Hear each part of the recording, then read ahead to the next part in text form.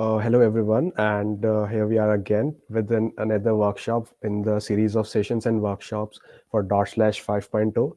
And today we have Sudeep Biswas with us, who is a blockchain developer at Appinventiv as of now, and he has spent quite a lot of time working with blockchain systems and platforms. And today he'll be sharing some of that information with you all, and he'll be demonstrating how to make Dapp Smart Contracts. So this topic of today's workshop is blockchain-based tokenization. So I hope everyone here will get something out of it. And as we all know that blockchain and Web 3.0 are the next big things. So get ready with all that stuff and learn it well. So Sudeep, over to you now. Yeah, thanks, Keshav, for the introduction. So, hello everyone. I'm Sudeep Biswas, and I'm a blockchain developer currently working at Appinventiv Technologies. And I'm also active in the open source community in blockchain. And I recently published an NPM package which lets you build decentralized applications, also known as dApps, in an easy way. So I'm glad I'm having this opportunity to present in front of you guys and speak about blockchains. So uh, yeah, so let's go ahead. So the agenda for this entire session would be we'll first talk about blockchains, like get an overview of how blockchains work, not too much in detail, but a brief overview. Then what exactly are assets, why you would want to represent assets using blockchains, the main advantages of tokenizing assets on blockchain, and then we'll move on to a few question and answers, as long as time permits, and then we'll move on to the workshop part. So yeah, let's get started. So blockchain are quite popular right now, and it's kind of the next buzzword in the technological field, and most of the companies are like literally jumping into explore this technology, try out new things, build solutions, because no one wants to be left behind, right? You need to have a first mover advantage.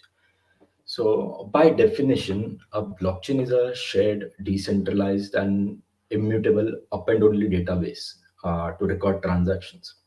So, we have quite a few many words here. So, simply speaking, blockchain is similar to a traditional database with some operations removed. So, with a traditional database, we have the CRUD operations, right, which are create, which is used to add a new entry to the database. Then we have read operation, which is like querying the database to fetch values. Then we have the update operation, which is basically used to replace any existing value in the database. And then we have the delete operation, which we can use to free up space and delete existing data. With blockchains, we remove the last two operations. So if you check the definition here, we also have this immutable word, right? So blockchain is a transaction-based system, right? Which for which we have only two operations, which is the create operation, which is used to add a new entry, and the read operation, which we can use to query any node and get data, like the data which we require. So you might be wondering, right? How do we update or delete values in blockchain-based system? So if you want to update any value, instead of like right away going to that variable or the data and modifying its value, with blockchains, you create a new transaction which simply says that okay, the value of that variable or that data is no longer valid, and this is the new updated value of that variable, right? So that's how you perform an update operation. Similarly with delete, you create a new transaction which simply says okay, this value or this data is no longer valid. So you like if there's any query, you just simply have to return that data doesn't exist. So that's how blockchains work at a theoretical level. But you might be wondering, right? We have had databases for a few decades now. What's so interesting about blockchains? Why is everyone so excited and so much bullish about this Web 3.0. So it basically boils down to how you manage these transactions, right? So even though we have only create and read operations, everything is done in an immutable way. By immutable, I mean you don't have to, like, you can't change the previous history of the chain. So blockchain is a transaction-based system which consists of multiple blocks, and the data is built on a previous block. So every new transaction that happens on this chain updates the state of the chain to a new state. You can consider it as a finite state machine, wherein you make transactions to update the state. State can simply mean the current view of the system. So if we go back to the definition of blockchains, here we can see it is a shared, decentralized, and immutable database, right? So at any point in time, you can be sure that the current state of the system is a consistent state, and all the previous states, all the previous data that led to this current state are also valid. And you don't have to trust any third party or any other organization to give you that valid data, right? With traditional systems, if you were to retrieve your bank account balance, you have to query your bank database, right? They just return you with whatever your account balance is. Similar is the case with any other organization, not just the banks.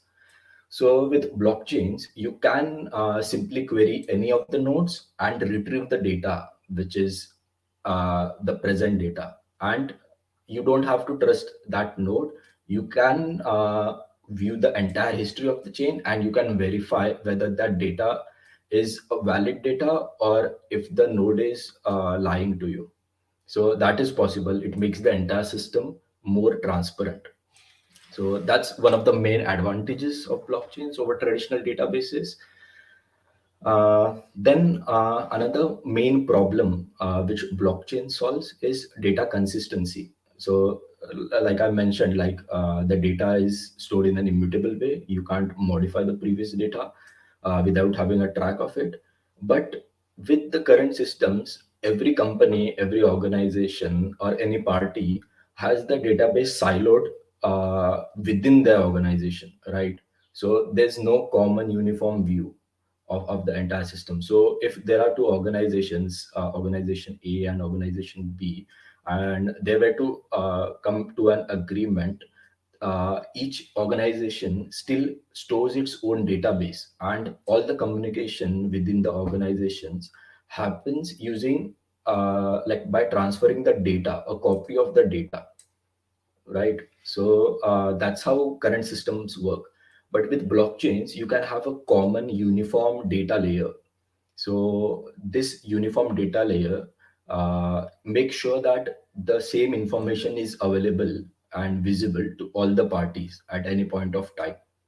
So that is the main reason why blockchains are great at tokenizing assets, because multiple parties can query and make transactions using those assets, and we can still be sure that the system is in a consistent state. So let's move to the next slide. So before we go ahead, let's talk about tokens. So token is basically a Uh, okay, we just have a question here. We'll take questions at the end of this session. Okay. You can. I'm not sure. Yeah. We will have a track of these questions, and we'll take that all the questions at the end. So yeah, so we're talking about tokens. So tokens are a digital representation of anything tangible or intangible. So it can be any real world asset, or it can be an imaginary asset, or anything. It can be anything, literally anything. So for some examples might be money, stocks, art, paintings, music, animation, in-game assets, voting rights, whatever. So yeah, one of the best examples of tokens or tokenized assets is cryptocurrency. So it is a digital representation or a tokenized version of money. So that's one of the great example, right? So with that, you might be wondering why use blockchains, right? Aren't banks already doing digital money? Aren't all the wallets which you have, Paytm, Phone Pay, any other wallet, right? Aren't they already doing tokenized money? Why use blockchain at all, right? So imagine this. So, let's take an example. So consider you want to do an international money transfer to your friend who is in the USA right now. So depending on the platform you use, it might take anywhere between a few hours to a few days. So, but it's digital, right? It shouldn't take even hours to update a value in a database, right? So why are these companies, why are these payment processors, payment companies, or even banks taking so much time? Uh, uh, Even though it's just updating a value in their database. So the actual problem here is not a technical problem, but it is not a limitation by the technology, but it is because of the communication factor, the communication overhead. So for any international transfer, there are multiple parties involved and many intermediaries who facilitate any trade. So because of this, there is additional communication overhead. The entire transaction is delayed, and there's an high management cost, which at the end leads to increased transaction cost. And again, these transaction costs are carried forward to the end user. So they are the ones suffering because of this. With blockchains, you can like abstract away all these details and communication overhead by using smart contracts. So smart contracts are basically uh, a, a blockchain code. You can simply say it as any script which does a specific job. So you can consider it as a vending machine, which, given a certain set of inputs, gives deterministic output. Yeah, that would be a better definition of smart contracts, because computer programs behave the way they are designed to. So yeah, and again, using smart contracts for these transactions, you can also add business logic. So any businesses, like the logic which banks incorporate in their programs or in their database, like data updation or whatever, that same logic for money transfer, for lending a loan, for depositing assets, that same logic can be developed in a smart contract. And again, this all can be done in a very efficient, transparent, and fast and cheap way, because there's very much less overhead for management and maintenance. So yeah, let's talk about some of the advantages of blockchain-based tokenization.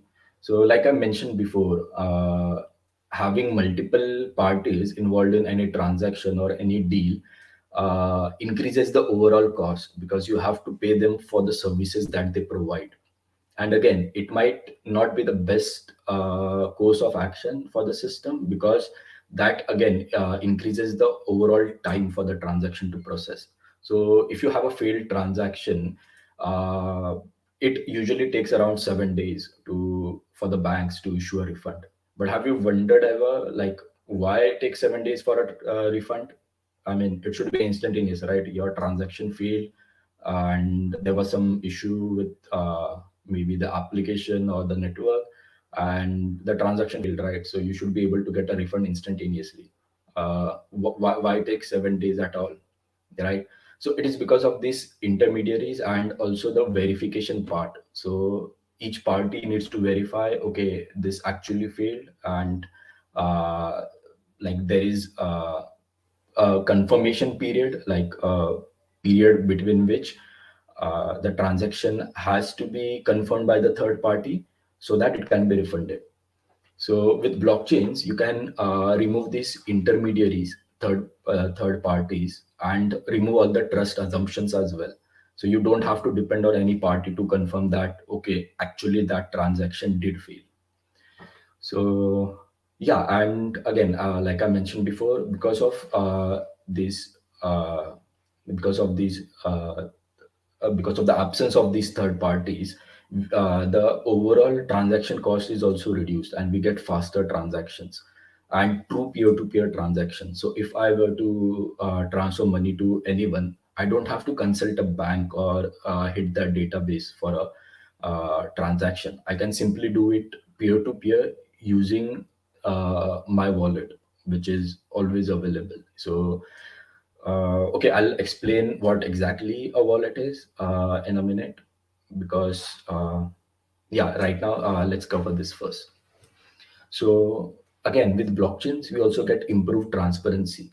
So as blockchains are decentralized, and it consists of multiple nodes which process this transaction, we can query any of these nodes to check the status of a transaction and the history of the transaction as well. So it overall leads to less trust assumptions and more transparency. And yeah, again, with blockchains, we also have this true ownership of assets. So let me explain the wallet part first here. So that will help explain this topic better. So a wallet is basically a public private key pair. So with blockchains, all you need is a private key to create a wallet, which is only personal to you. So no one other than you, who is owning the private key, can have access to your funds. Everything is secured by cryptography, and even current stage supercomputers can't break the cryptography which is being used by most of the blockchain wallets. So if someone transfers you some tokens, so it's not possible to take ownership of your tokens again. So you might have heard banks reverting transactions. So what they basically do is, after a transaction is complete, if there's any issue, or if there's any fraud committed, they have that power to revert the transaction. So imagine if what any of the banks were to fraud the customers, they could simply update user balances, and we still have to trust them, right? Because we don't have any way to prove it, like whether the balance is correct, or if they updated it, there's no track at all. So with token blockchain based tokenization, you have true ownership of the assets whatever you hold in your wallet. So these assets can be stored at multiple wallets. There are a few open source wallets available in the market which manage your private keys for you. So we'll take a look at them during our workshop. So next, blockchain tokens also improve the overall liquidity. So by liquidity, liquidity means basically open markets where you can trade these assets. So with blockchains, anyone can trade these assets peer to peer, and it is also possible to create exchanges using smart contracts. So so in turn, you create an entire market of assets which can be traded among the participants, which leads to improved liquidity. Then again, with tokens, it is possible to fractionalize those tokens. So, say if I have a property, if I have a real estate property, I can break down that property into multiple tokens, say hundreds or even thousands of them, and distribute it to my friends or any other user who are interested in having the ownership for that property in a decentralized way. So that opens so many possibilities of fractional ownership, that you can collaborate and own something, because real estate has a huge upfront cost involved to it. So we can fix those problems, and crowdsourcing is a real thing because of blockchains right now. So, and yeah, along with fractional ownership, we also have cross globe transactions and trades, which again enables higher accessibility. So let's take a look at some example use cases for blockchains. So tokenized goals, yeah, gold. So this is one of the like best example for tokenized assets, because if you are aware, there are already some solutions or some providers which sell or provide exchanges for trading digital gold. Even Paytm, PhonePe, Google Pay, we have these providers. But there is no way for the end user or the customer to verify if the money that they use to buy these assets are really used to buy real gold, because uh, it is just acting as an intermediary to facilitate that trade. So we never know if that money is being used to actually buy gold. So with tokenized gold, using blockchains, you can be sure that uh, the money that you put in is being used to buy gold. So as you can see in this example here, if you could zoom in a bit, I'm checking this allocation report for an address. So this Paxg is a company which is Pax's Gold, which provides tokenized gold to users throughout the world. So if you enter any address, if you have some gold tokens, you can anytime verify like where your gold is being stored. So you can see here the serial number of the gold, what location it is stored in, and the actual fineness, right? Like the purity of the gold. So it is possible because of blockchain. All this is possible because of blockchain and smart contracts. So this is a highly transparent system, and again it is highly accessible. You can trade 24/7 throughout the year, and you can trade it with other users, and it is redeemable for real gold. If you ever request them that you would like to redeem your tokens for real gold, it is possible. And again, it adds more flexibility compared to traditional systems, because you can buy up to like even a fraction of a rupee. So with current systems, you need to purchase a minimum of 1 gram gold. But with these systems, as you can see here, the owned portion is up to maybe 12 significant digits. So that might be a fraction of a paisa. So yeah, it is a highly flexible system as well. And as there are no intermediaries involved, as it is digital, and the overall cost is reduced significantly. So the only cost which Pax's Gold charges is for the maintenance fee, which they are charging for actually storing the gold in a secure vault. So these fees are highly highly comparable to the traditional systems, because it can be up to multiples of savings, like fractions. It is just the fractions of the actual cost. So yeah, this is one great example. And then like I mentioned before, we have real estate. So real estate have a huge significant cost, upfront cost, which someone has to pay before buying a property. And most of the users have to take out a loan and then pay interest on it, and until so many years until it is repaid. And then again, it is a highly illiquid market, the traditional real estate market. So if you were to sell a property now, you might have to keep looking for for a few years to find the right buyer. So with tokenized real estate, you can uh, simply invest in real estate by buying fractions of the property. So if a property costs a few lakhs, you can buy portions of those property, like with your savings, fraction by fraction. And then again, it is also possible to just buy fractions of those property and rent it out. So it can think of it as an investment in real estate, but you are also earning passive income on it. So that's a huge advantage of fractional ownership. Again, this tokenized real assets provides democratized access. So now, being in India, you can buy property throughout the world, which was not possible earlier, right? Yeah, you can buy property in USA, and there is actually a company which is providing tokenized real estate, wherein you can buy property and rent it out, and every month your share of the rent is transferred directly to your wallet. So yeah, companies are doing that, and it is possible, and it's highly efficient.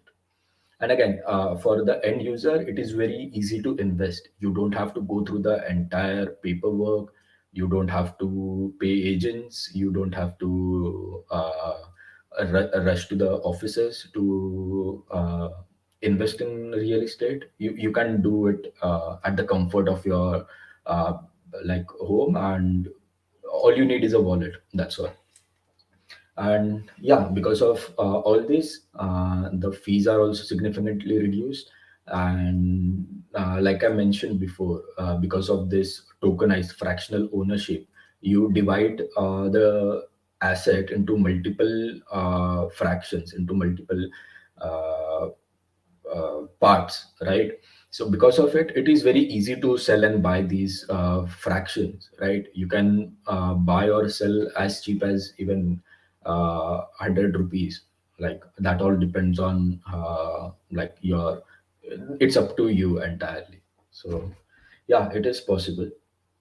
So next, we move on to decentralized finance, which is also known as DeFi. So DeFi is taking the market by storm, and like most of the financial services company, the entire fintech sector is like jumping into DeFi.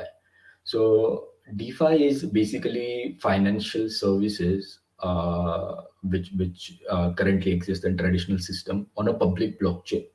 So the main advantages of a DeFi is it is open to everyone. You don't have to do any paperwork. You don't have to do KYC, and you don't have to even reveal your identity.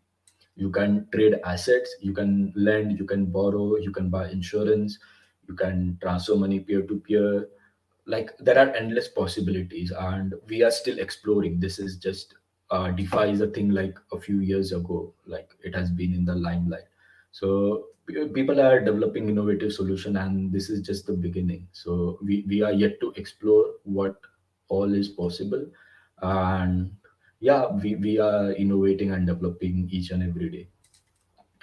So other than that, the system is completely transparent. So you can the entire business logic, even for lending or borrowing, is coded in a smart contract. So you can be sure that no one will fraud you. There's no corruption involved, and you can be sure that you are getting what you are paying for.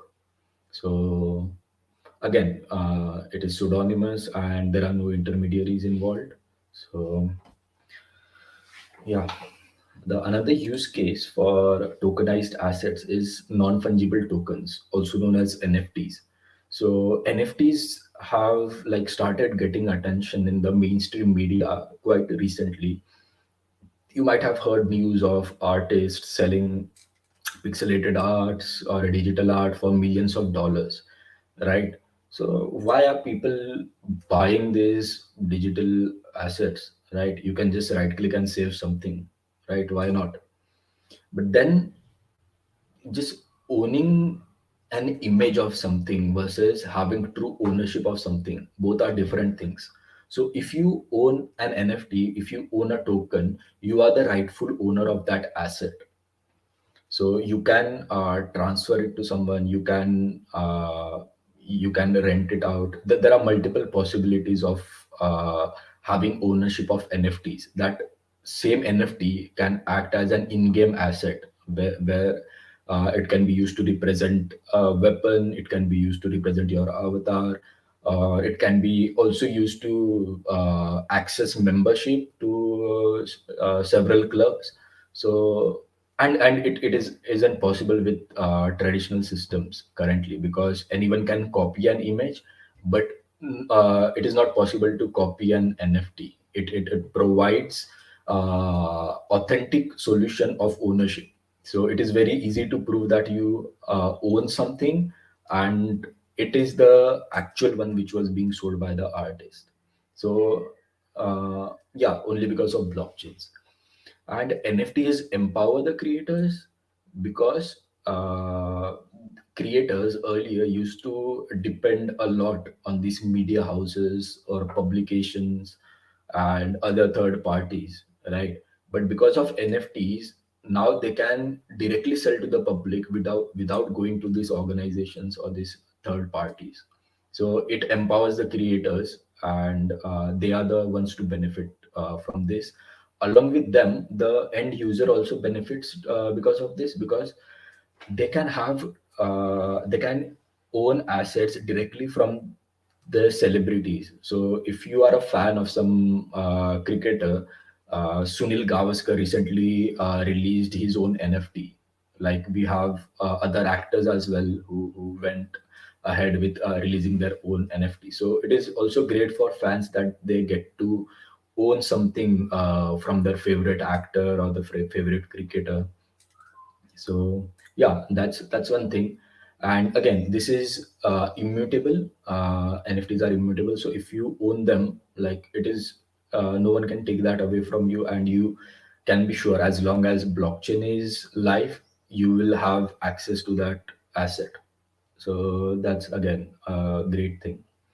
And the party who is issuing this NFTs, they can have a sustainable revenue streams using royalties. So with existing systems, royalties are very difficult to implement, because you have to depend on someone who will collect all the royalties and then transfer it to you on a frequent basis.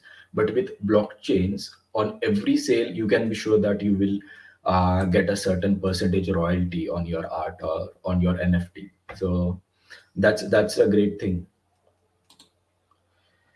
So yeah, I think I covered almost uh, everything for this slide. So yeah, we can move on to questions now. So yeah, let's go through the questions here.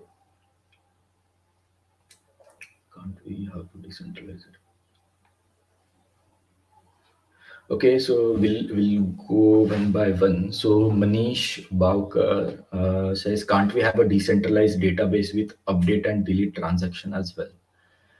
Well, it is possible to have update. So with blockchains, there are two things. So internally, blockchains itself are a database, right? So there are two aspects to a blockchain. One is state, and the other is uh, the transactions. So the transactions are immutable, but the state is mutable. So this state itself can be used, like is used based on these transactions to store the current values. So that those values are can be updated and deleted, but the transactions, as they are immutable, so each one is hashed to a block.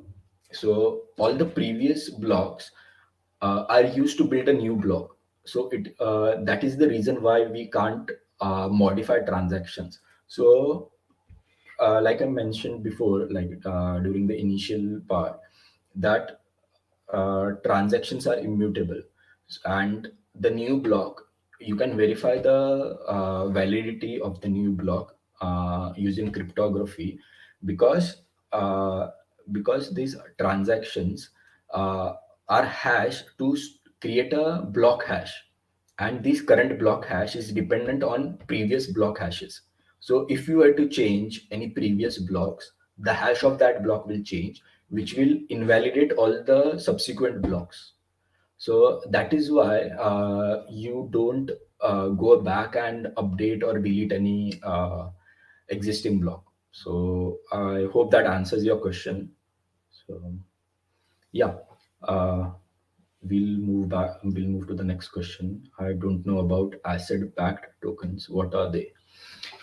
So asset backed tokens. So if we took an example of digital gold, right? So I can issue a token which represent digital gold, but I can't verify, or I might be I might be selling it, saying that it is backed by real gold, but it might not be the case, right? So uh, if someone claims, or if any organization or any company claims that these tokens are backed by real asset, then they also have to prove it, right? And it's not necessary that all tokens are asset backed. So there can be some intangible or other tokens, abstract assets, or other things which are not real assets, but they can still be represented using tokens. So for example, you can consider time as a token which is not backed by anything, right? You just uh, promise the user or anyone who is holding the token that entitles them to a portion of your time. So that's how like abstract assets work, or like uh, tokens work which don't have any real backing of an asset. So earlier, for example, we'll also take the currency, the money issued by banks, Reserve Bank of India, or even the United States Treasury. So by till 1970 or 1971, these currencies were backed by real gold, right? But after an amendment, the currency is no longer backed by gold. So any country can print infinite amount of money without having any backing of asset.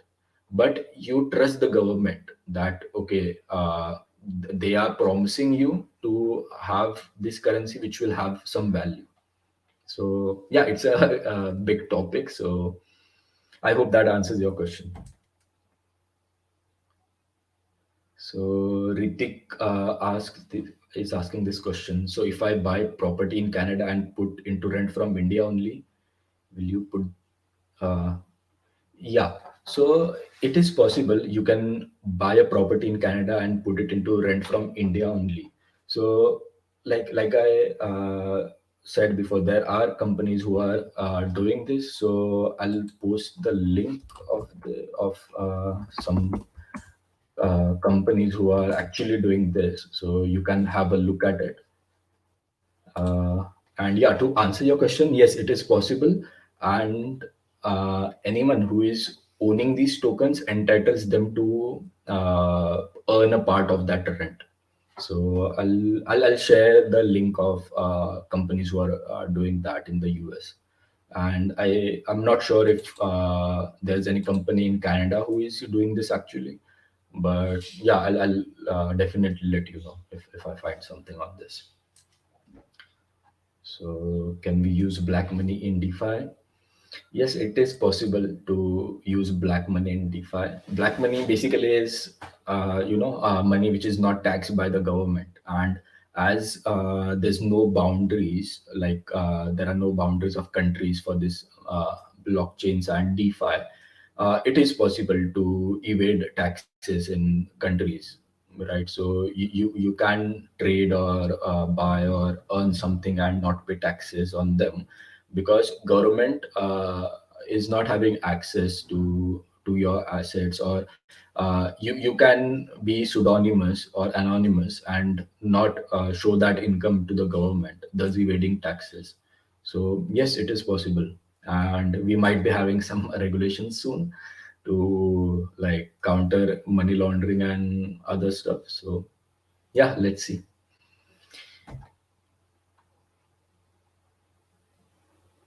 Okay, I'm not sure about Panama Papers if they were actually doing DeFi, but mm yeah, it is possible, I would say.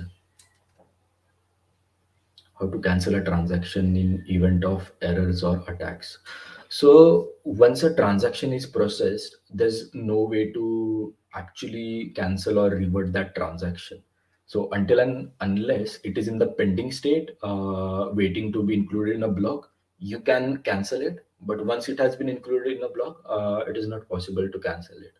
So it is the main reason why most of the hackers or scammers are using cryptocurrencies, because if they go with banks, uh, yeah, it can come under legal jurisdiction, and banks have the power to revert the transactions. But with blockchains, it is not possible. So yeah, you can't actually update or uh, revert a transaction in blockchains once it has been included.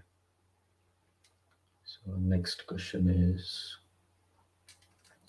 what is the future of NFT according to you? Okay, that is the broad question. So yeah, NFTs are actually quite interesting. So earlier, if you remember, you must have played games when you were young, and you might have earned quite a good reputation and in-game assets. But hardly any of them, like most of them, are obsolete or maybe out of business by now. So with NFTs, you can have true ownership of those assets. So your reputation, your collectibles, your trading cards, your points, everything can be tokenized and you can own them. So even if the game goes out of business, you can import those assets into another game, or you can sell them on secondary markets. So it opens up n number of possibilities. And the current state of NFT is like mostly like in the mainstream media, you might have heard that okay, a digital pixelated art is sold for millions of dollars and whatnot. So the market has been crazy, but yeah, it is innovative solution. And many companies and many big companies are including NFTs into their workflows and system. So if you are aware, Reddit is also looking at including NFTs for reward points and badges and other gamified experiences. And most of the big names in the company, the metaverse is supposed or is believed to be hugely benefiting from this NFT. uh, so yeah, it is a very promising tech, and let's see how it goes. So next question: how this technology can help me in building my business? Some innovative ideas if you have.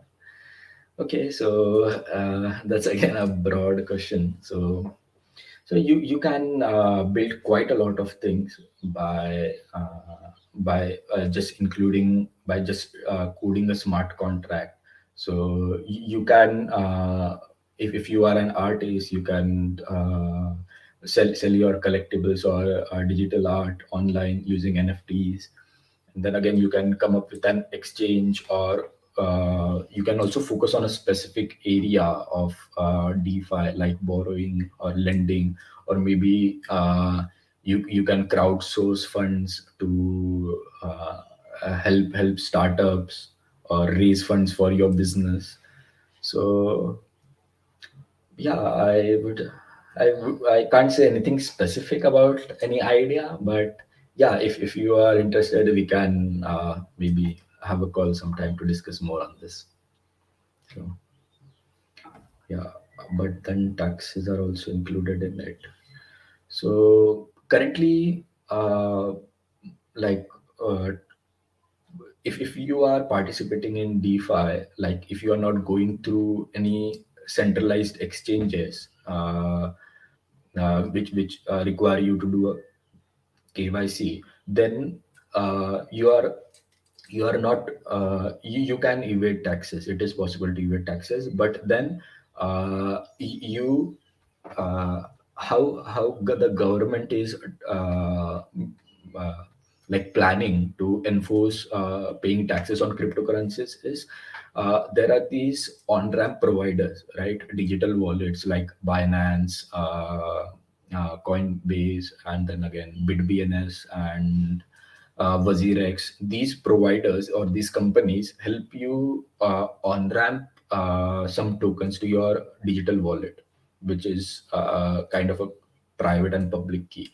So if you are onboarding, if you do on ramp through them, it is basically linked to your pseudonymous wallet is basically linked to your KYC and your PAN card. So then it is like the government can enforce it that all transaction have to pay tax on it. So yes, it is possible, and they are planning to do that. So yeah, I think we have covered all the questions. So yeah, we'll move to the next part of the workshop.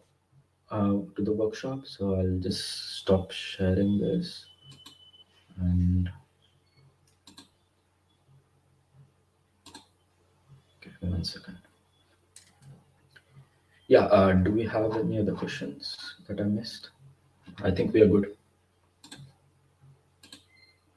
So I'll quickly share my screen.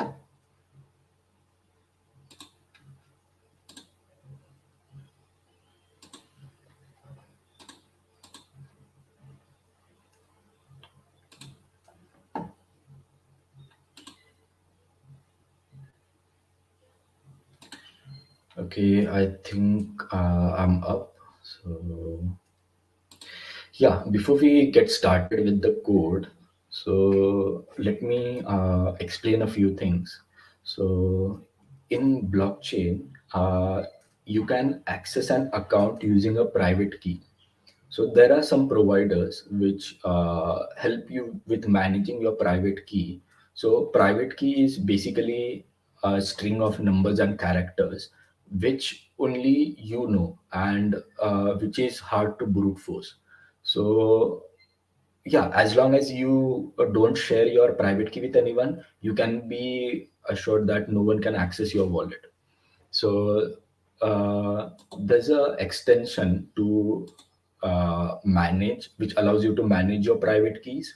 So this is MetaMask, which you can use to create a wallet and interact with blockchains, mainly Ethereum-based blockchains. So Ethereum is one of the largest cryptocurrencies, and it also allows an abstraction layer and allows you to run smart contracts on the EVM, which is Ethereum Virtual Machine. So yeah, so I have created an account here, and I'm currently on the Rinkeby test network. So this is a test network which does not involve having real money. So this Ethereum mainnet here, each token and each cryptocurrency has real value. But for this tutorial, we'll be on the Rinkeby test network. And I have some ethers here which are used to pay for transactions. Uh, so yeah, if you want some testnet ethers, you can go to any of the faucets, test faucet, and enter your address to get some test tokens. Next, now that we are clear about this wallet, next we'll look at this tab, Remix, which is an in-browser development environment. So using this, you can develop and deploy smart contracts on the Ethereum blockchain. So yeah, if you go to remix.ethereum.org, by default, this will provide you with three simple and easy smart contracts. So the first one is the storage smart contract. So let's take a look at the structure of a smart contract first. Okay, so this, you can ignore this line. This is just to tell the compiler that the license for this smart contract. So this currently is using the GPL license. This is the first line which you will find in most of the Solidity smart contracts. So yeah, also I forgot to mention, for developing smart contracts on the Ethereum blockchain, Solidity is the most popular language. So it is similar to JavaScript and other object-oriented like programming languages like C, Java, kind of a mix of everything, you can say. So yeah, uh, so we are using Solidity for writing smart contracts, and Solidity has a .sol extension for smart contracts. So this first line tells the compiler the version of Solidity which we are using. So it can be strictly a number which says equal to some version. It can be a range, or it can be in other syntax, which we'll see in some time. So yeah, I'll quickly run through this code. So this contract, each contract starts with this keyword. So whatever you see in blue color here, those are keywords for the programming language. So contract is a keyword which defines a new contract, and storage is the contract name. In Solidity and in EVM, uh, you can store numbers in 256 bits, so that is a huge range. So here we are defining a number which is a variable name. We have named it number, and it is of type uint 256. So it has 256 bits to store data. So the values it can store is between as it is unsigned number. So the values it can store is between 0 to 2 raised to 256 minus 1. Next, we are declaring a function called store, which accepts a number and sets the value of that number to this variable. This is a state variable, and this is a parameter which we are passing here. So next, if we call this function with an argument 2, so this will store the value of 2 in this number. Okay. Next, we have the retrieve function, which simply returns the value of the number from the state. So this is kind of a query operation. Okay, so I guess this is pretty straightforward. So you can also take a look at other sample smart contracts. They have provided good comments to explain it. And yeah, you can explore and take a look at these uh, smart contracts. So this is again a voting contract which can be used to vote on different topics, you can say different proposals, and it also allows you to delegate your vote to someone else. So it's a good example. I would recommend going through this one as well. So for this workshop, we are implementing a simple token, which is a ERC20 token. So if you check any cryptocurrency tracking website such as CoinGecko, you will find a lot of cryptocurrencies which are simply token representation of that currency. So Tether is US dollar. Again, we have multiple tokens. Sheep token, Dogecoin is separate blockchain.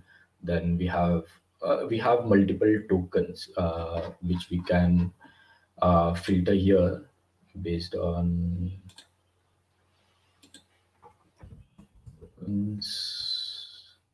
Okay, we also have this category called asset-based tokens. So you can see, right, this C ETH is kind of asset-backed token for Ether. Similarly, we have multiple such tokens. There's an entire list of these tokens, and yeah, there's quite a lot of them.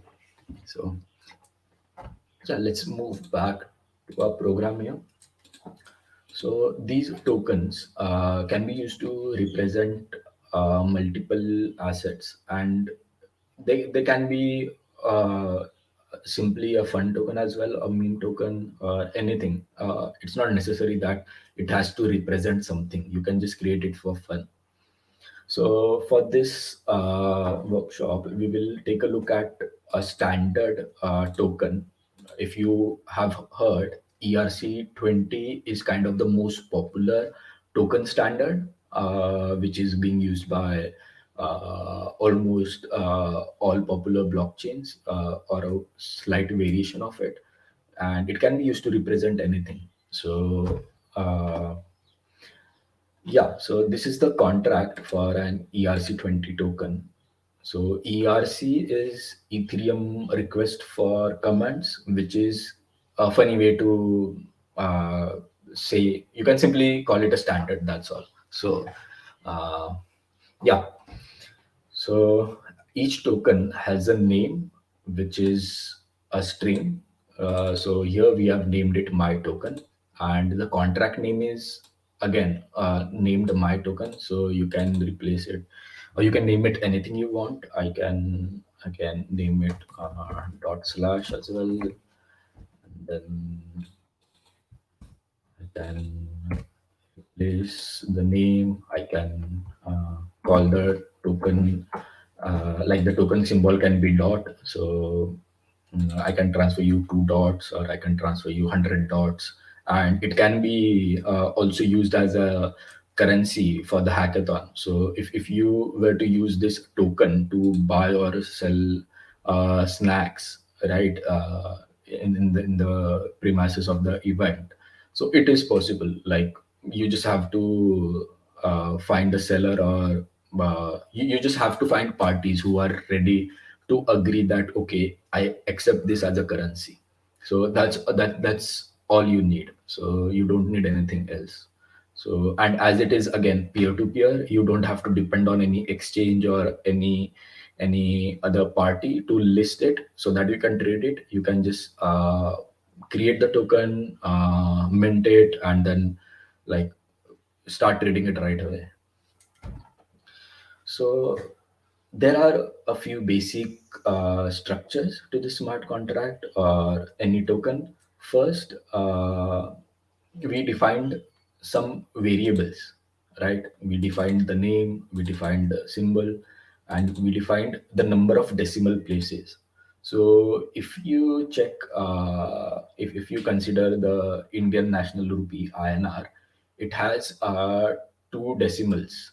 You can consider it as two decimals, and so 1.00 rupees. So that 00 are the two decimals, and 100 paisa represents 1 rupee. So if I were to represent Indian rupee here, so I would have two decimals. So most cryptocurrencies have many number of decimals, anything ranging from 6 to 18. uh, and there are multiple reasons for it, so we'll not talk about that now, and like focus on the remaining part of the workshop. So yeah, consider for this workshop we are having two decimals. So in case if we want to represent 1 dot, we will have to send 100, uh, we will have to send 100 value, like 100 tokens means it is 1 dot. I guess it is clear, but yeah, just to avoid any confusion, I'll just write it here. 1 dot is equal to 100 tokens. Okay.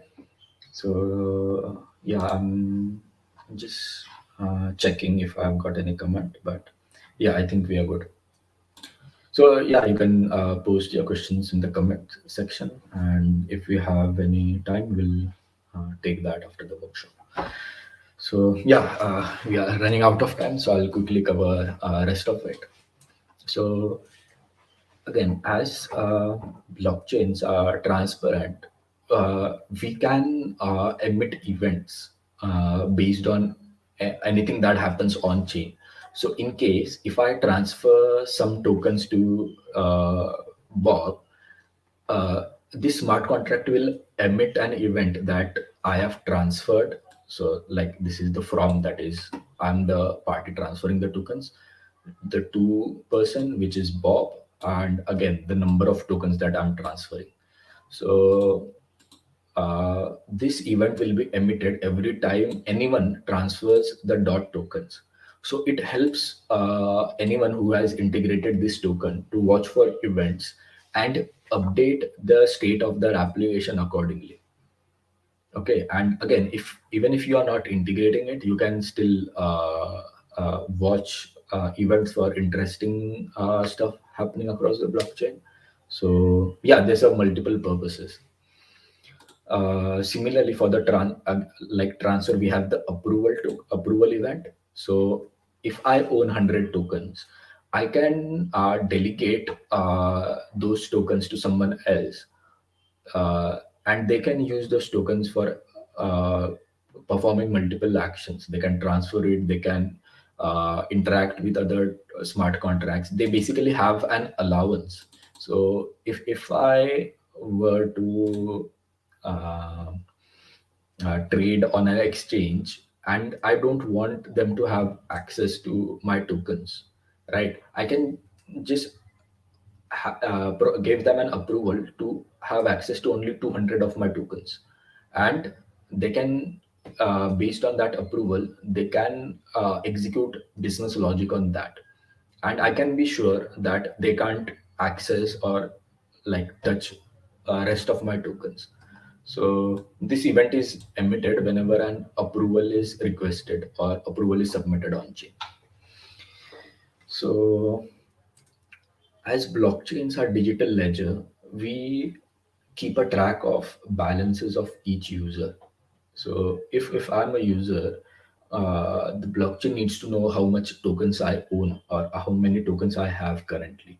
So this mapping is used to represent that. So address is a hexadecimal string. So if I were to check my address here, I'll click on this icon, this extension icon, and yeah, I uh, can click on this to copy my address. And if you want to check the state of my address, I can open any block explorer. So a block explorer is similar to a UI which connects to other nodes and can represent data for you. So I'll open a block explorer. Okay, so this is my address, and as you can see, I've done a few transactions here, and this is my overall balance, and it will also show some tokens here. Okay, so yeah, so each address can have some balance, and by default it will be zero. And similarly, for the allowance, the tokens that are delegated by me to someone else can be represented using this mapping. Then we have the total supply variable, which clearly says how many tokens are there in existence, overall number of tokens. Uh, Again, this is a library, so you can ignore this. This basically makes sure that we don't do any overflow or underflow operations. So, yeah, this constructor, this is the initializer of the smart contract. So, so if you want to initialize values while deploying this contract, you can use a constructor. So with this constructor, I am currently passing an initial value of the number of tokens that I want to uh, mint initially. So whatever value I pass here, it is being passed to the total supply, and that balance is being added to my balance. I mean, the number of tokens are being added to my balance. Okay, so these are some public functions here. These are just the getter functions. If you come from a programming background, you might be knowing this already. Like in Java, we have those quite a lot. So these are simply just getter functions. So this total supply returns the total supply of the tokens, then balance of accepts an address and returns the balance of that user. Similarly, for transfer, we have this transfer function which uh, accepts a receiver, like the person I want to transfer the tokens to, and the number of tokens. So if I want to send one dot, and following this convention here, one dot is equal to 100 tokens. If I want to transfer 10 dots, I would pass in 1000, because each token is worth 0.01 dot. Okay, I guess we are clear on this. So okay, and again, like if you don't understand any of it, it's absolutely fine. I'm just giving a high level overview of this workshop. I will be posting some resources where you can learn more about smart contract development and blockchain. So yeah, you can just follow along and like try to understand the basic parts of the smart contract.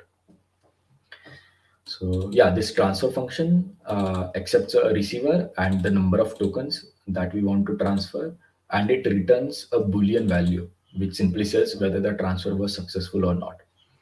So this require is being used to make sure that the user who is sending this transaction, that is the message.sender, has enough number of tokens.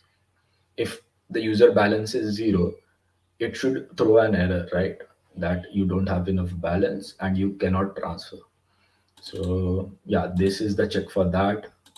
And let's think this from logical point of view. If I give you a 100 rupee note, if I give Bob a 100 rupee note, logically speaking, I'm deducting that 100 rupees from my balance and adding those 100 rupees to Bob's balance. So simply, we are doing the same thing here, that my balance will be subtracted, like balances of message.sender, the person who is sending the transaction, should be less by the number of tokens that he is sending, correct? And then the person who is receiving the tokens, his balance should increase by an equivalent amount. So it's just simple 4 lines of code. And then we again emit the transfer event and return to true if the transaction is successful. So that's all. Uh, Similarly, we have this approved transaction. It is basically used to delegate your spending power to someone else. So, on behalf of me, if I want Bob to send some money to, if I want Bob to deposit some amount in a bank, I would delegate him the power to have access to my funds. So, this this function simply does that. Again, this allowance function can be used to retrieve the delegated amount to any user, and a person who is delegated some tokens. So if Bob is the person who has my delegated tokens, so he won't be using the normal transfer function. Instead, he would be calling the transfer from function. So it will simply say whose balance do you want to transfer, who is the buyer as in who is the one spending the tokens, and how many tokens do you want to spend. So again, these are simple checks like we saw above, and yeah, if all the checks are successful, it simply emits the transfer event. And this is the library which we saw earlier, just to make sure that there are no underflows and overflows for addition and subtraction. So yeah, that's pretty much it. So this is a like normal ERC20 token contract. So again, one more thing which I would like to mention is that this is not the standard contract. I've removed uh, quite a bit of code from here just for simplicity's sake, but these are the major operations that you can expect in any of the smart contracts. Okay, so now that we have covered the code for this, uh, yeah, we'll try to deploy this smart contract now. Okay, so let me explain rest of the interface for this IDE. So this was the workspace where we had the smart contracts. Again, these scripts and tests are used to uh, like execute test cases, or like any other deployment script. You can also add it here, but for this workshop, we can use the UI for deploying the smart contract. So right now, we were yet to check this notation, this caret sign, which is right ahead, which is preceded by the version. So this caret simply says that anything which is above zero point 0.8 version, I can accept that. This program will work with anything, any compiler which has version greater than zero point 0.8 but less than zero point 0.9. So yeah, it's based on the semantic versioning. You can read more about it. It's basically used across all programming languages, and to release packages and versions. So yeah, it's not blockchain specific. You can read more about it. I'll post a link to that as well. So now here we select the version of the compiler which we want to use for this, for compiling this program. So I'll go with 0.8.7 version. Language is Solidity, and I'll just click on compile to uh, compile this to smart contract. So once a smart contract is compiled, a bytecode is generated for this smart contract, and this bytecode can be used to deploy this transaction on any blockchain. So right now, by default, you will be having this JavaScript VM selected. But as I want to deploy it on a public test blockchain, I will select injected Web3. So this extension injects my wallet in the browser, and I can access it using injected Web3. And this is the account which is selected, and I'll select the .slash contract. And for the initial supply, I want it to represent, uh, I want the token to have initial supply of 1,000. So 1,000, and again two decimals for each token, so that equals to 100,000, like 1 lakh. Okay. Okay, wait. Yeah. So I'll just click on transact button, which will ask me if I want to make this transaction. Again, it is listing here the transaction fees that I'll have to pay to the miners or the node providers. And if I click on confirm, we can see the status here, that creation of .slash contract pending. Okay, so now this transaction has been confirmed. So let's check it in a block explorer now.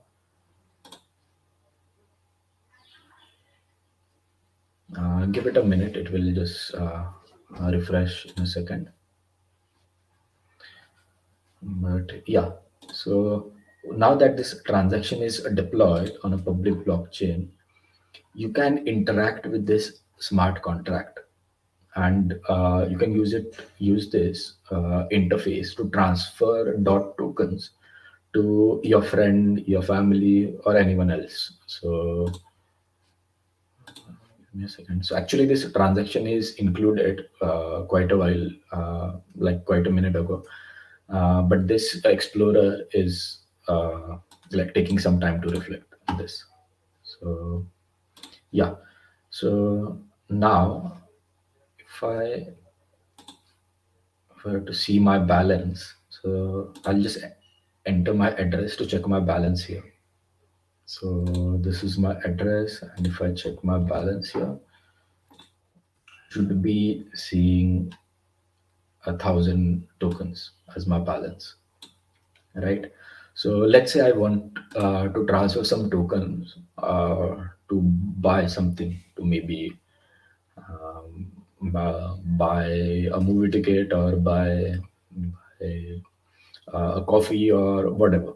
So I'll create one more account here. So this account one is my account. So I'll just rename this one, or I'll just create a new account. So clicking on create new account will create another public private key pair for me. So this might everything sound a bit alien to you guys, but yeah, once you like understand the basics, it very simple. So this is the address which is generated for Bob, and there is a private key which is representing this wallet. So if I ever lose access to my laptop uh, or to my mobile wallet, I can use this private key to import my account anywhere.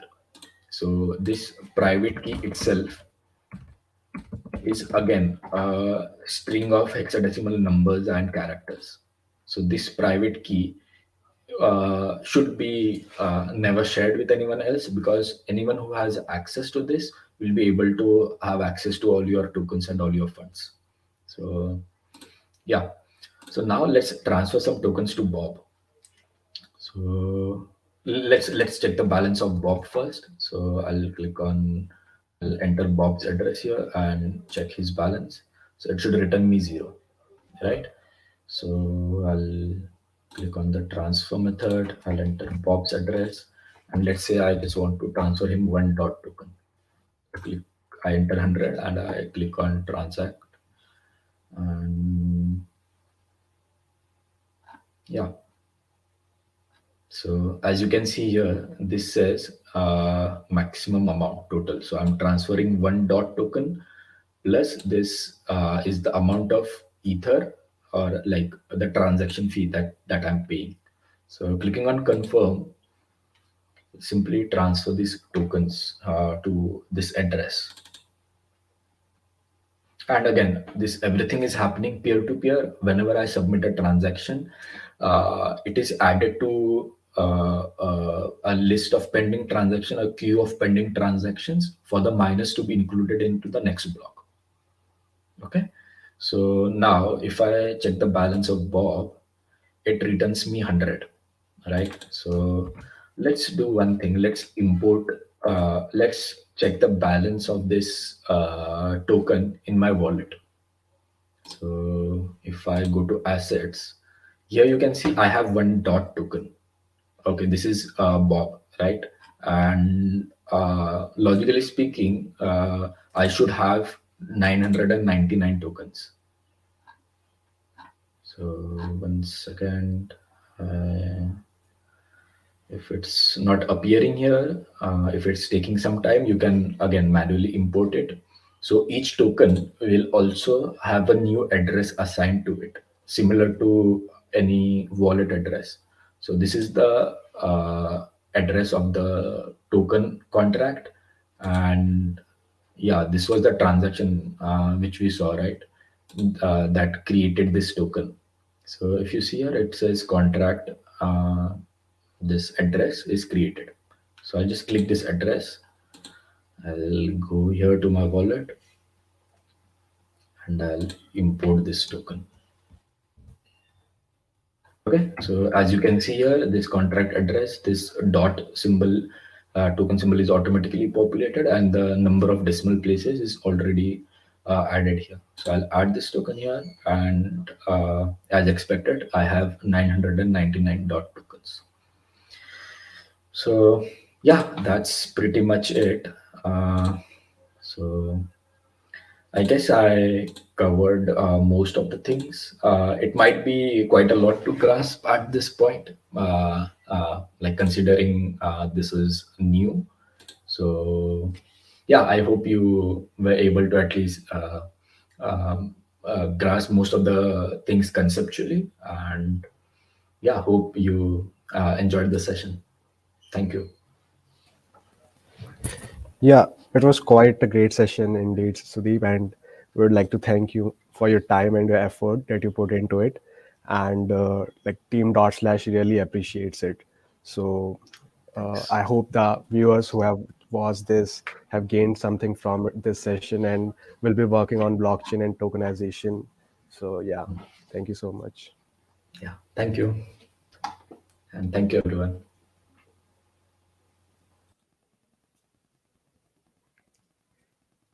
Yeah, guys. So this is it for today, guys, and we'll be back with more workshops and sessions like this in the coming days. Tomorrow we'll be having a session with Akanksha Bhasin with Symbol AI, and if you haven't registered for Darslash, do it now and keep yourself eligible for exciting prizes. And here's an important update or announcement for you guys today that the problem statement for Darslash 5.0 will be releasing today. So make sure to check the websites and fill up the Google form if you want to be eligible to be on the hackathon day. So best of luck, guys, and I hope you're having a great time. Thank you so much.